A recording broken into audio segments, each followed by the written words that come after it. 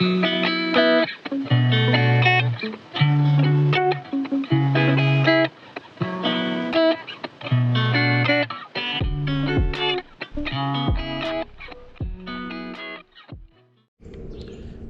good morning. We've had a break in the weather, so I thought I'd take advantage of this opportunity and a free weekend to try to tackle some of the cedar shake. So for a long time we didn't know exactly what we were going to do. We were doing polymer, were we doing what kind of cedar shake were we doing? Even considered going back to a real cedar, but I just didn't want the maintenance. Jan and I want to try to make it as maintenance free as possible, so we decided to go with a synthetic shake. Now there's several different companies out there.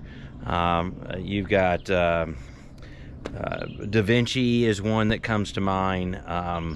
Bravo's another, and a lot of those guys make it for the roof, but you can also use it as the wall.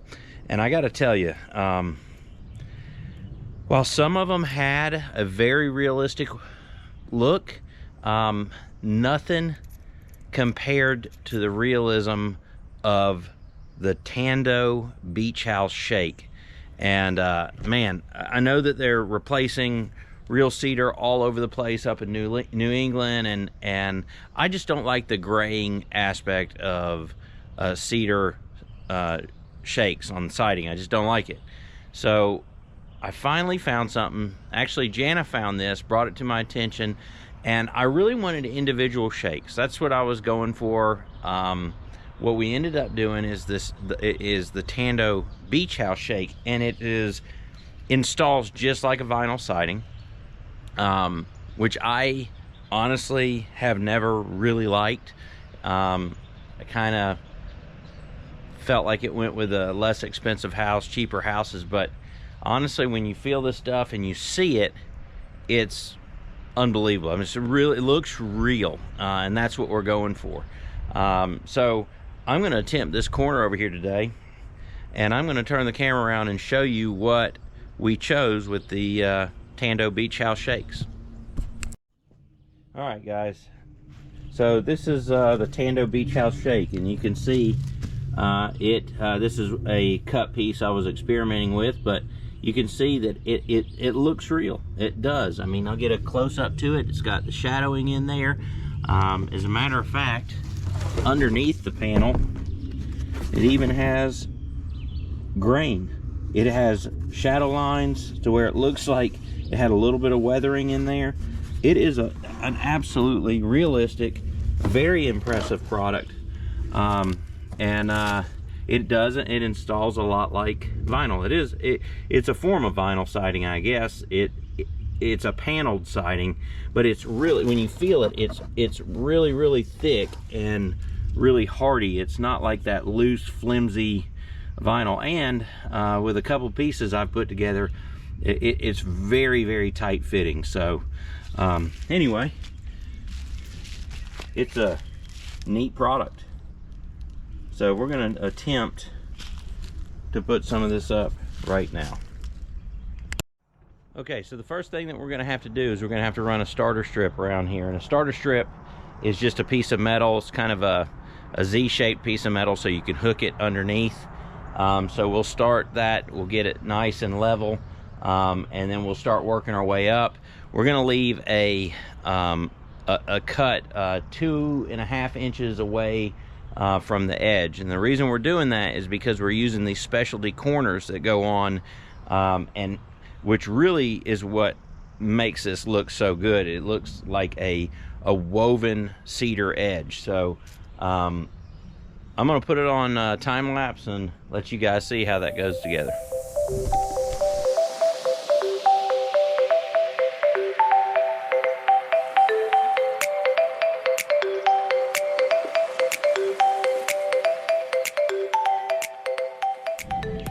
Okay, well, every installation is a little different. This product in particular suggests that we alternate the stagger, which I agree with. You always want to, you don't want seams to line up. Doesn't matter if it's in floor covering, if it's in siding, whatever. You want to stagger the seams and give it a kind of a natural look. We did that on the lap siding as well. You'll see how they do it in the flooring when that goes in. But in here, they want you to stagger the seams. Now, what's interesting about this is that they give a recommendation of where exactly they want you to cut it so it looks the best, which is pretty cool, because you don't want the factory fake seam to line up with another factory's fake seam, because that's not the way that real cedar is installed. So they've given us a precise measurement. They want you to cut it at 0 inches, which just means that you're going to cut it at the first shingle on the bottom. That's considered the 0. You'll cut a couple of the upper shingles off that are overhanging the 0 mark. So first 0, then 15 inches, then 30 inches, and then back down to 28. So by the time you get to the 4th course, your cut will be at your first cut will be at 28 inches. And now it seems like a lot of waste, because you're eliminating quite a bit of your panel, but there's a good chance that we'll use those scraps on a different part of the project, or maybe even on this little section right here up against the wall. So and I'm forgetful all the time, so I'm gonna write 0, 15, 30, 28, so I know what I'm getting into going forward.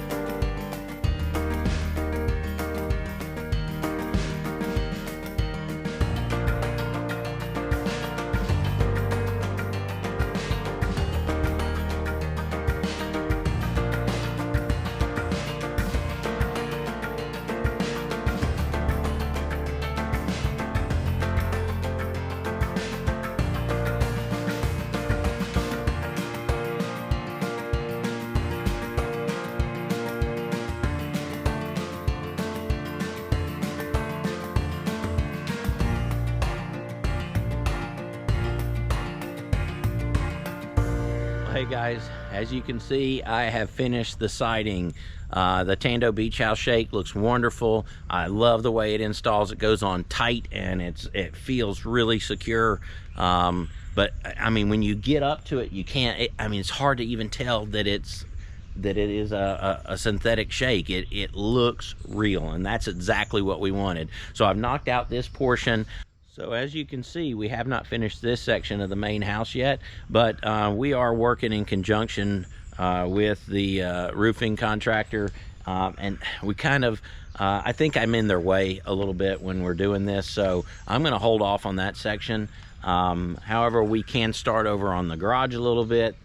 They've already run the perimeter board, the fascia of the roof, so I think we'll be out of the way over there. So we're going to go look at installing that.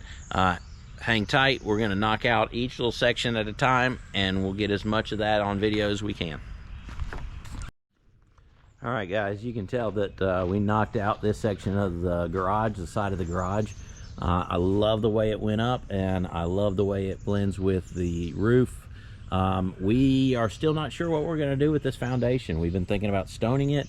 We've been thinking about maybe doing a parge coat and do a stucco and a paint. The house does have a kind of, we are looking for a very mountain modern look. So I don't know what we're going to do yet. Considering maybe even dropping some boulders in alongside of it and mixing that concrete look with the stone look. Good morning. Well, we had a little bit of rain. It's kind of cleared up. We got a lot to do. I got my trusty sidekick, the beautiful Miss Jana. She's feeling a little under the weather today, so if she's snappy or rude or does something behind my back. What? She wouldn't do that. Anyway, we're going to start working on this cedar siding and knock it out.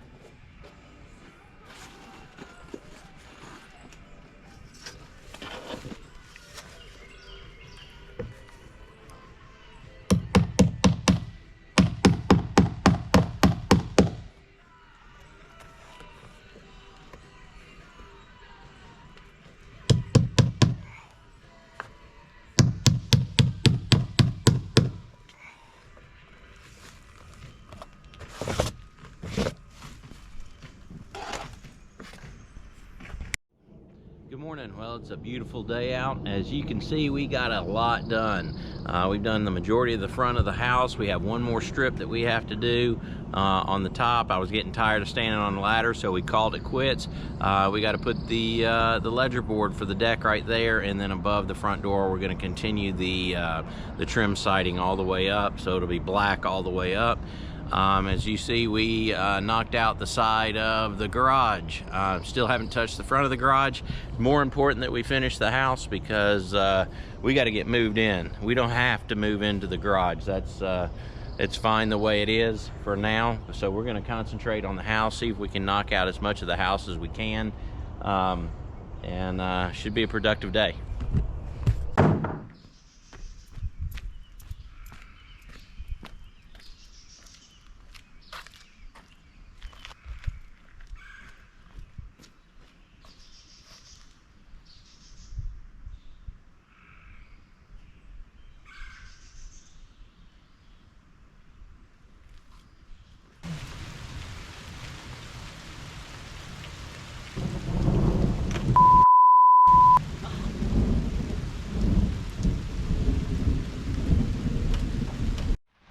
Alright guys, well, we tried to finish this side of the house today and we didn't make it. The rain has come in, it's thundering and lightning, so we're gonna probably have a little bit of rain for the next 2-3 days and then we'll jump on it. But it is looking really good. We got the corners on.